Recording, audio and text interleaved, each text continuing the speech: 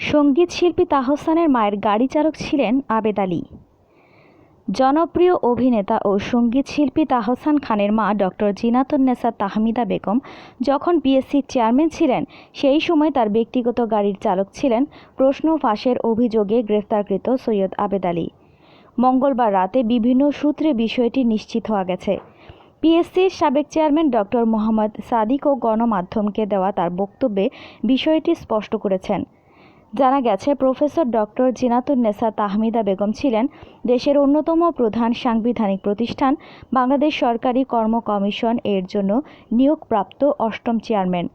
2002 সালের 9 মে তিনি PSC chairman হিসেবে দায়িত্ব লাভ করেন এবং 2007 সালের 7 মে পর্যন্ত এই পদে অধিষ্ঠিত ছিলেন।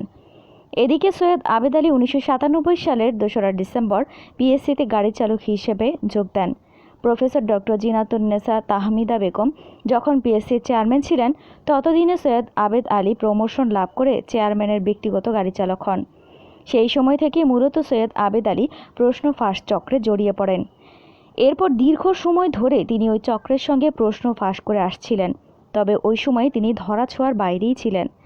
এরপর 2014 সালের 22 এপ্রিলে নন ক্যাডার তথ্য ও যোগাযোগ প্রযুক্তি মন্ত্রণালয়ের সহকারী মেইনটেন্যান্স ইঞ্জিনিয়ার পদে লিখিত পরীক্ষায় লিখিত উত্তরপত্র সরবরাহ করার অভিযোগে সৈয়দ আবেদ আলীর বিরুদ্ধে বিভাগীয় মামলা হয়।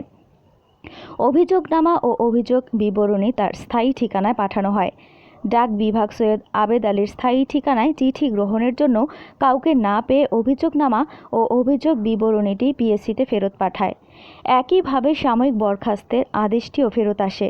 প্রসঙ্গত, ডক্টর জিনাতুন্নেসা তাহমিদা বেগম 1966 সালে ঢাকা বিশ্ববিদ্যালয় থেকে সম্মান ও 1967 সালে স্নাতক পাশ করেন এবং 1977 সালে লন্ডন বিশ্ববিদ্যালয় থেকে পিএইচডি ডিগ্রি অর্জন করেন।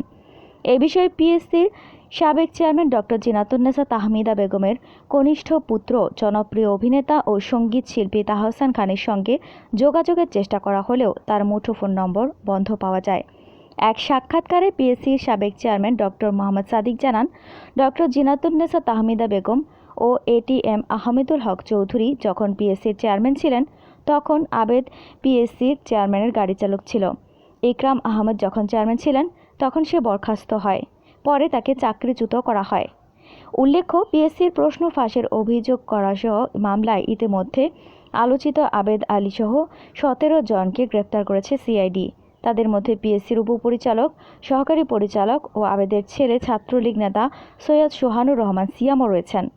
রোববার দেশের বিভিন্ন স্থানে অভিযান চালিয়ে তাদের গ্রেপ্তার করা হয়। এরকম আরও অনেক ভিডিও পেতে নিউজ এক্সপোজার টিভির সাথেই থাকুন। চ্যানেলটি সাবস্ক্রাইব করুন এবং সাথে বেল আইকনটি বাজিয়ে দিন।